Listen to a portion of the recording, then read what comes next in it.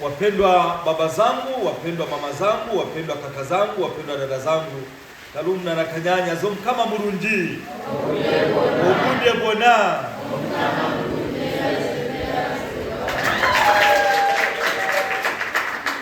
Wazo letu la leo, kuhuzunika ni kuthamini. Kuhuzunika ni kuthamini. Naomba tuseme kwa sauti, kuhuzunika ni kuthamini. Kuhuzunika ni kuthamini. Neno linalotuongoza ni kutoka Mathayo sura ya 5, ambapo tumesikia kwamba heri wenye huzuni, maana hao watafarijika. Naomba turudie, heri wenye huzuni, maana hao watafarijika. Heri wenye huzuni, maana hao watafarijika. Bwana wetu Yesu Kristo alipoona watu wengi makutano, alipanda mlimani. Kwa nini alipanda mlimani? Kuna falsafa ya mlima. Ukiwa mlimani unaweza ukaona mbali. Ukiwa mlimani unaweza ukaona ya chini. Ukiwa mlimani ina maana umeenda juu, mengine umeacha chini. Alipanda mlimani na akaketi, ishara ya utawala. Alafu akaanza kuwafundisha. Unajua, aliwafundisha heri. Heri walio maskini wa roho, heri wenye huzuni. Akapanda mlima kufundisha heri. Ilibidi apande mlima wa Kalvari kuziweka katika matendo hizo heri. Na shetani ana heri zake. Yesu amesema heri maskini wa roho, na shetani ana heri zake. Heri wasengenyaji, heri wambea, wataitwa watoto wa shetani. Heri wasiotoa sadaka, au wanarahisishia kazi zangu. Na shetani ana heri zake ambazo hazitusaidii bali zinatudidimiza.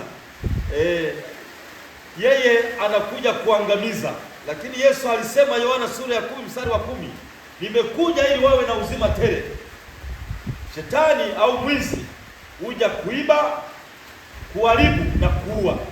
Shetani anaharibu, anaiba, anaua, lakini Yesu amesema, nimekuja muwe na uzima tena muwe nao tele. Sasa nitachukua heri moja tu, maana ni nyingi.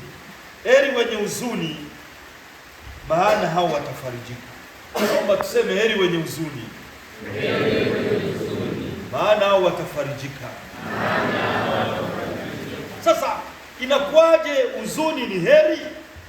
Inakuwaje machozi ni heri? Pointi iko hapa.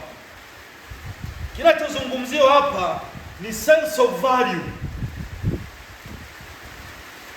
Ukithamini kitu kikipotea utahuzunika. Kwa sababu gani? Una sense of value. Kwa mfano, ukipoteza shilingi 200 na wakati fulani ukapoteza milioni 2, ni kipindi gani unahuzunika sana? Unapoteza milioni, kwa sababu ina thamani kubwa, kwa sababu ina value kubwa. Tunahuzunika pale palipo na value kubwa. Tunahuzunika pale palipo na thamani kubwa. Kwa mfano, wakikwambia jamaa yako wa karibu ameaga dunia, si utahuzunika?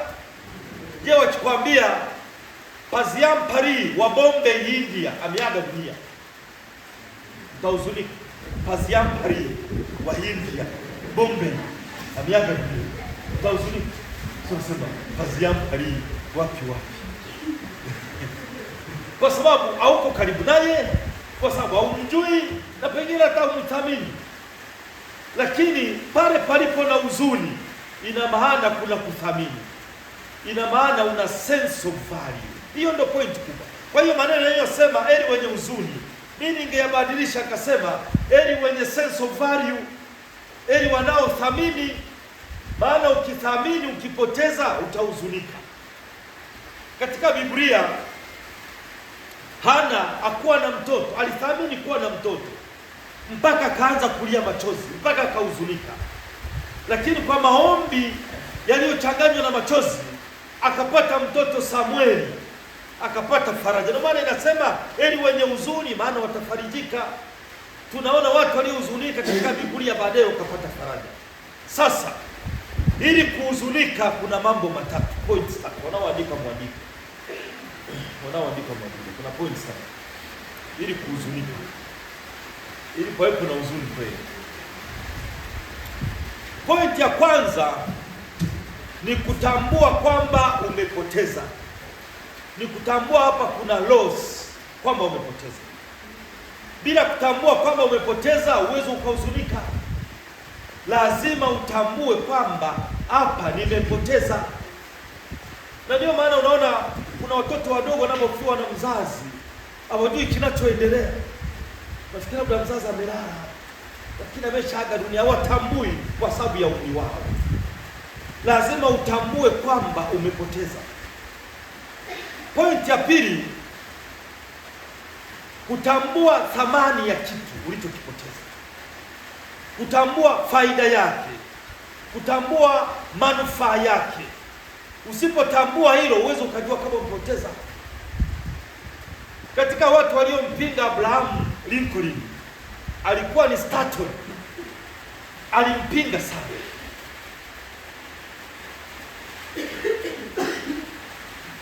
Na Abraham Lincoln alipopigwa risasi, watu waliohuzunika alikuwa ni yeye. Alikuja kutambua umuhimu wake baada ya kutoka. Na Abraham Lincoln alimchagua awe waziri, ingawa tumii system za mawaziri, wana jina secretaries. Alimchagua awe waziri, mtu aliyekuwa anampinga, mtu aliyekuwa anamsema vibaya, lakini akasema tumempoteza mtu wa maana. Alitambua thamani yake baada ya kuaga dunia. La tatu, point ya tatu, lazima kuwepo na masikitiko. Ili uhuzunike lazima usikitike, na sio kusikitika kutoa machozi ya mamba, crocodile tears, hiyo wanasema geresha. Kuna mama mmoja alifiwa na mume wake, lakini alikuwa na mpango wa kando. Kwa hiyo siku wanaomboleza, wamemaliza kuzika, akaja yule jamaa yake yule wa mpango wa kando, amekuja kumpatia pole na rambirambi. Alipomwona anakuja, akaenda kumpokea kama ilivyo tamaduni zetu. Na yule alipomfikia akampatia, akamwambia pale karibu na mbuni nimekuletea kachupa ka kunyaki. Sasa huyu mama anakatafutaje? Kwa hiyo akawa anaomboleza kama wanavyoomboleza huku Bukoba. Yo nimpiga iwe, nimpiga iwe. Kana anasema nakutafuta wewe. Kuma natafuta chupa ya konyaki. Alipoipata akaiweka kwenye kanga, anarudi. Wagendo chanura.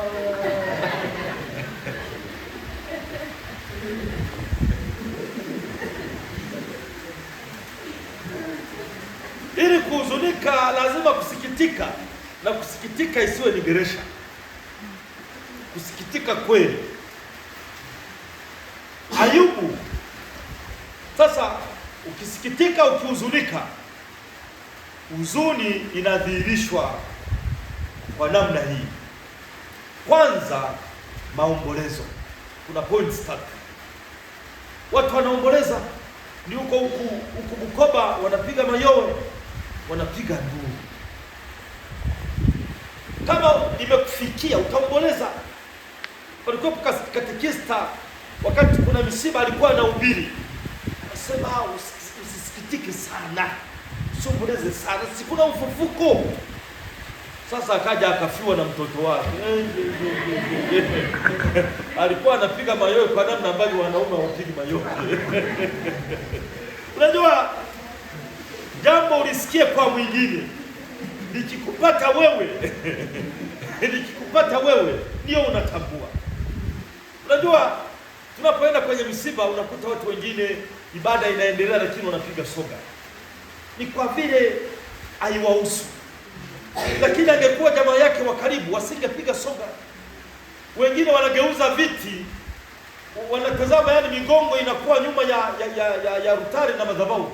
Wako huko wanapiga soga. Kisa haiwahusu. Kisa hawana huzuni, hawana sense of value, na hapa hawana baraka, hawana heri. Kwa sababu inasema heri wenye huzuni, heri wenye kuthamini, heri wenye sense of value.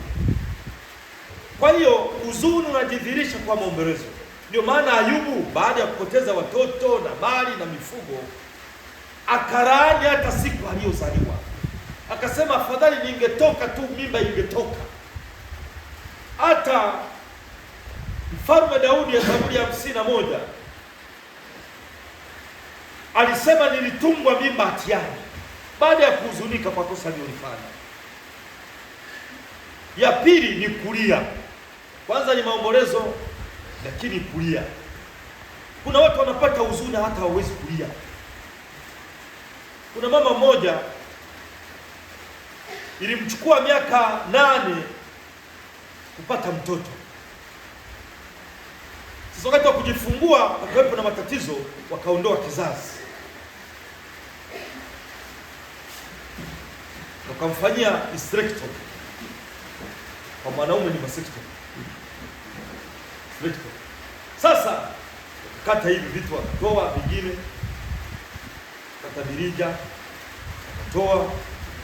Sasa baada ya miaka 6 mtoto akaaga dunia. Siku ya kuzika nilikuwepo. Mama alikuwa alikuwa anasema, Father Kamugisha, hii ni video, hii ni filamu, naota ndoto. Yaani kizazi hana, mtoto aliyemngoja miaka 8 amekufa, ameaga dunia, amefariki. Alikuwa machozi hayatoki, lakini machozi yanatoka kwa ndani. Hayo ni mabaya sana, ni mabaya sana. Sikuwa na mahubiri marefu, nilisoma Isaya, nikamwambia mawazo ya Mungu si mawazo yetu, na njia za Mungu si njia zetu. Sikuhubiri sana.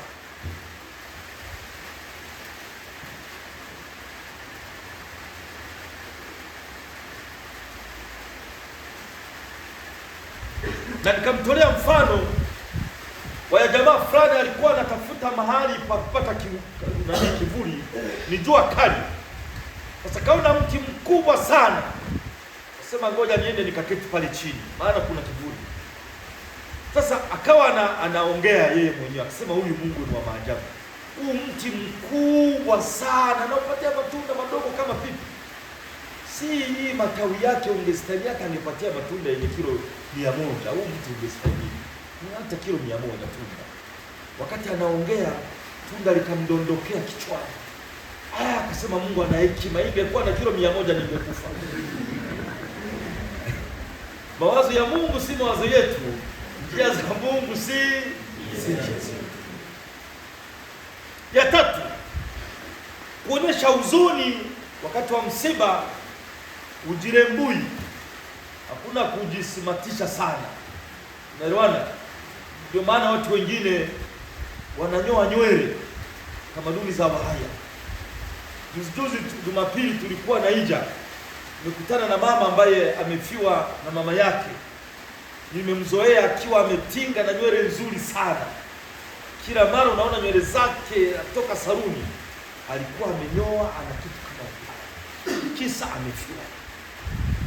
Hiyo ni vitu vinadhihirisha kwamba unahuzunika. Kwa hiyo naomba usipoteze huzuni yako, usipoteze machozi yako, yachanganye na sala. Machozi ni baraka, huzuni ni baraka. Lakini lazima uwe na sense of value, lazima uthamini kitu. Ndio maana kuna wanafunzi wengine akipata F analia machozi, kwa sababu analithamini somo, anathamini marks nzuri, anathamini, analia machozi, anathamini. Na ndio maana akija mwanafunzi achezi, anathamini mchango wa wazazi, achezi. Napenda niwashukuru wanafunzi ambao wamefanya vizuri mtihani wa form 4. Naomba tuwapigie makofi.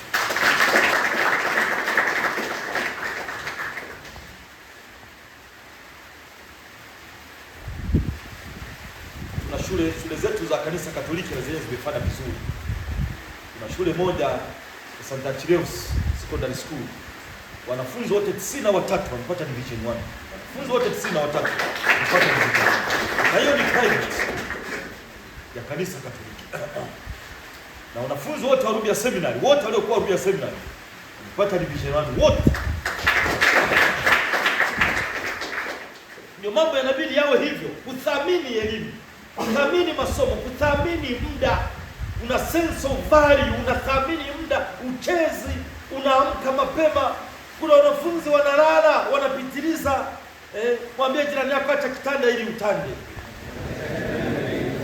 Wengine wanalala utafikiri wanashindana na maiti. Acha kitanda ili utake. Lakini hayo yote lazima uthamini, na kuthamini lazima ujue manufaa, ujue faida, ujue thamani.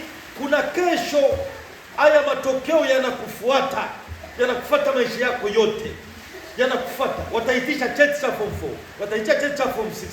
Naambia wanafunzi hapo wa sekondari ya Miziro, sababu tuko pamoja kanisani. Tunaona. Kwa hiyo thamini muda, pambana. Hizi heri zinahusu mapambano. Heri maskini wa roho. Yaani kuna watu wengine tukisema heri maskini wa roho, Biblia haijasema heri walala hoi.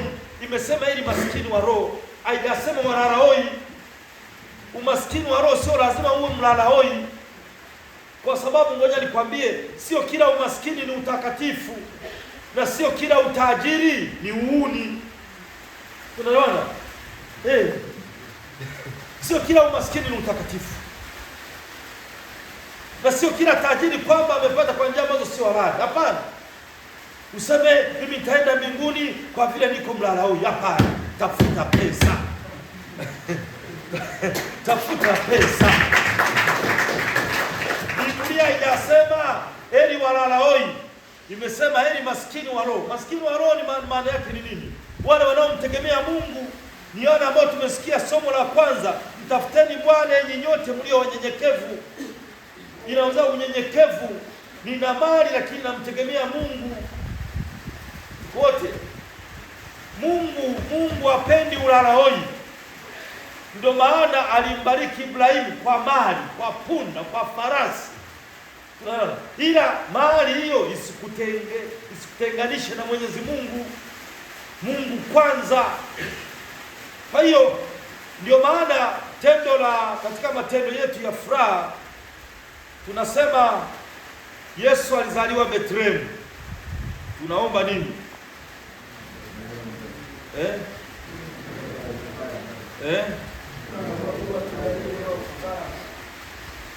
Tunaomba moyo wa wengine. Wakifika pale wananyamaza kwa sababu hawataki kuomba moyo wa ufukara.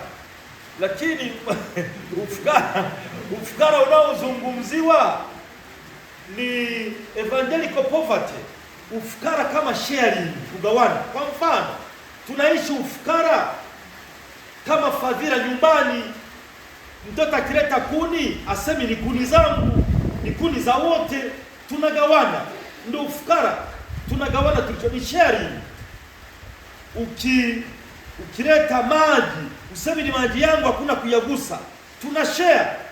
Na hivyo hivyo baba akipata hela ya kahawa inabidi iwe sharing, ndio ufukara.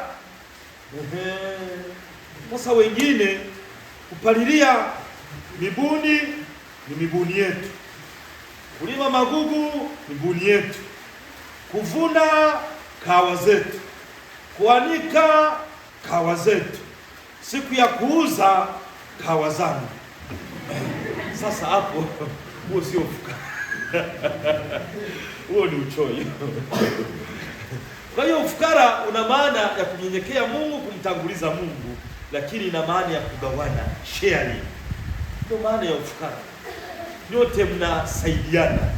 Nyote mnani. Kwa hiyo hizi heri ili kuzielewa inahitaji mtazamo. Muulize jirani yako, umevaa miwani gani? Umevaa miwani gani? Ukivaa miwani mieusi kila kitu ni cheusi. Ukivaa miwani miekundu kila kitu ni chekundu. Inategemea umevaa miwani gani. Hizi heri ukizitazama kwa macho ya haraka haraka na miwani mieusi kila kitu hakieleweki ni cheusi. Lakini hizi heri zina maana. Heri wapole, maana watairithi nchi. Upole si udhaifu. Upole ni nguvu. Upole ni nguvu. Yesu Kristo alishinda dunia kwa upole, kwa upendo tu. Hakuishinda dunia kwa mtutu wa bunduki, hakuishinda dunia kwa mabavu. Ameishinda dunia kwa upole, kwa upole tu. Lakini mtu asipoelewa, ndio maana Napoleon alisema, nimejaribu kuishinda dunia kwa mtutu wa bunduki, nimeshindwa, ila namshangaa Yesu ameishinda dunia kwa upendo. Kwa upendo. Niko hapo kwa sababu Yesu Kristo alitupenda. Just that. Niko padri kwa sababu Yesu Kristo ametupenda. Wanafunzi wamekuja kwa wingi kwa sababu Yesu Kristo alifanya nini? Anashinda kwa upendo. Kuna power, nguvu kubwa katika kupenda. Heri wenye huzuni, maana watafarijika. Huzuni ni heri, huzuni ni baraka, ichanganye na sara, kuwa na sense of value. Kuhuzunika ni kuthamini. Usipothamini uweze ukahuzunika. Na waomba wanafunzi, namalizia, thamini hata vitu mnavyopewa. Thamini kitabu cha library, kishike vizuri, kwa sababu wewe sio kitinda mimba. Kuna wengine wanakuja ukimaliza form 6 sio kitinda mimba, na unapoingia toilet wewe sio kitinda mimba. Unajua kuna wengine wanaingia kana kwamba ni finali, yaani kana kwamba hakuna atakayefuata. Hapana, wewe sio kitinda mimba. Thamini vitu, vitunze vizuri.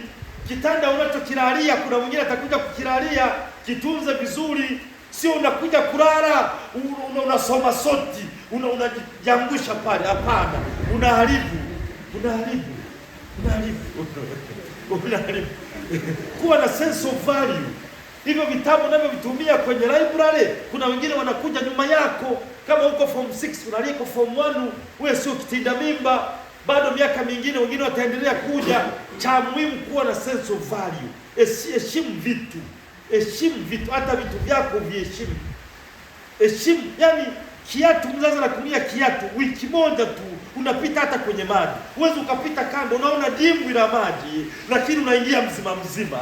Baadaye viatu vimeachama, unaagiza wazazi, naomba viatu vimeisha. Mwezi mzima viatu vinaishaje? Lack of the sense of value. Kuwa na sense of value. Thamini. Wazazi wanatafuta pesa kwa machozi. Wewe ngoja ukue uitafute pesa, uone inavyopatikana. Ndipo utawashukuru vizuri wazazi wako. Pesa inapatikana kwa machozi. Sasa unakuja viatu unapitia kwenye madimbwi, mzazi ataleta, unafua, unabakiza nje. Siku 3 nguo ulizozifua bado ziko nje, zingine zinaibiwa. Unarudi nyumbani likizo, unasema sina hiki. Kisa una sense of value. Nguo uwezi ukatunza, mashati uwezi ukatunza, ukifua vinabaki huko, na kwa vile mko wengi hauwezi ukajua cha kwako ni kipi. Sense of value. Sense of value. Mwambie jirani yako, mwambie uwe na sense of value. Naomba msukume, unamwambia uwe na sense of value. Tumsifu Yesu Kristo.